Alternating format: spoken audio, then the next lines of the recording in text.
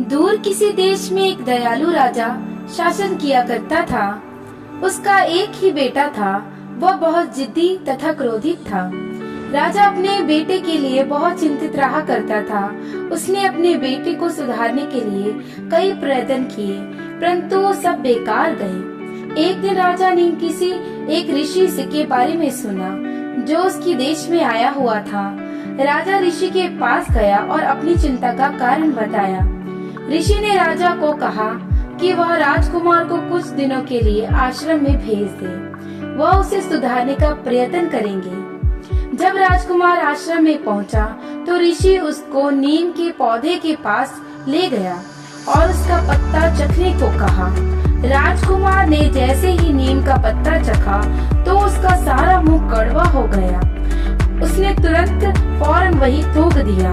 यह देखकर ऋषि राजकुमार से बोला कि अगर पौधा इतना कड़वा है, तो जब यह पेड़ बना गया तो कितना कड़वा होगा।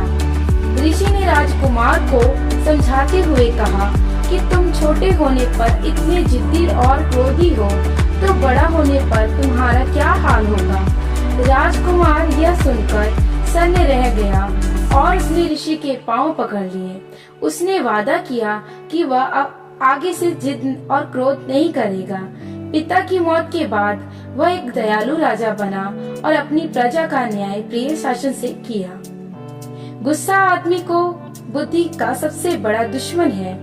गुस्से से आदमी को अच्छे बुरे का ध्यान नहीं रहता। इसलिए गुस्से से दूर रहकर अपने मन को शांत रखना चाहिए और हमें यह अपने आप को वादा करना चाहिए कि हम गुस्से और जिद से हमेशा दूर रहेंगे।